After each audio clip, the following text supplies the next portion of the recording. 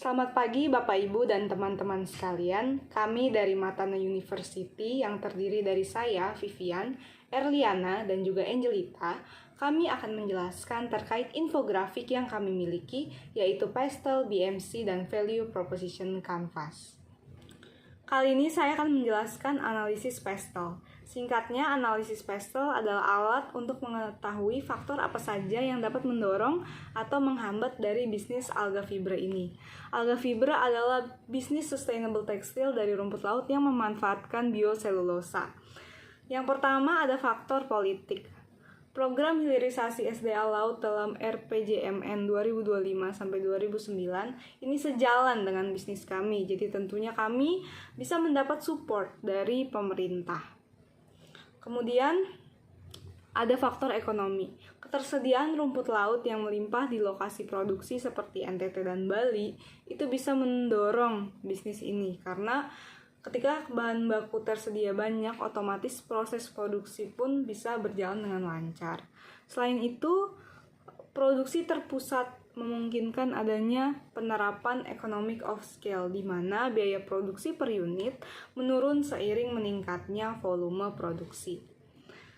Faktor-faktor lainnya dapat dilihat di makalah dan juga infografik kami ya. Yang ketiga ada faktor sosial. Munculnya tren sustainable fashion dan mulai meningkatnya kesadaran masyarakat akan fashion yang sustainable dapat meningkatkan penjualan dari alga fiber ini. Yang keempat ada teknologi. Dukungan dari universitas dan startup bioteknologi dapat mendorong bisnis alga fiber ini karena alga fiber memerlukan tim R&D untuk mengembangkan si bioselulosanya ini. Selanjutnya ada faktor lingkungan. Bioselulosa adalah bahan alami, terurai, dan ramah lingkungan. Tentunya ini menjadi nilai tambah dari alga fiber. Dan terakhir ada hukum.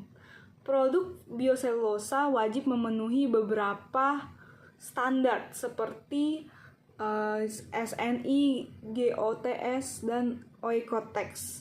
Jadi ini bisa sedikit memperlama dari proses bisnis ini. Namun apabila kita bertekad dan juga tekun, maka standar-standar tersebut seharusnya bisa dipenuhi. So, saya akan menjelaskan Value Proposition Canvas. Yang pertama ada Key Partners.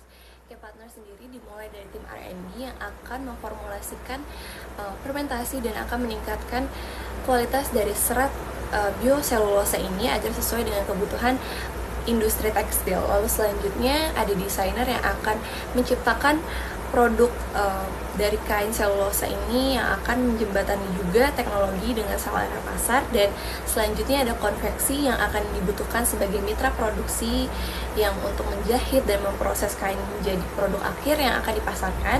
Lalu ada produsen yang akan mengintegrasi proses dari hulu ke hilir dan menjadi jembatan utama untuk komersialisasi di skala industri.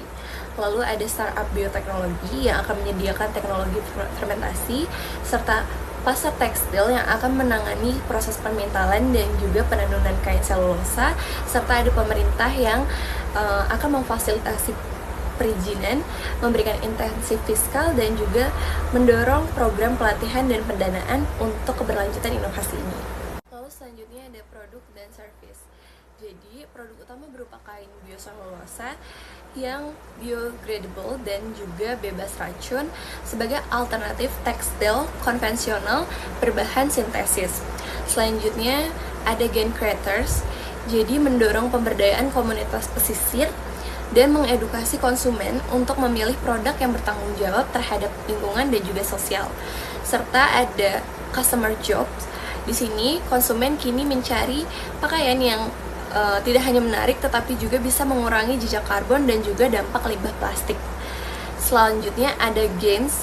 Ada gains yang pertama di sini adalah produk bioselulosa memberikan peluang untuk menawarkan nilai lebih melalui cerita dan asal-usul yang kuat dan juga keunikan bahan.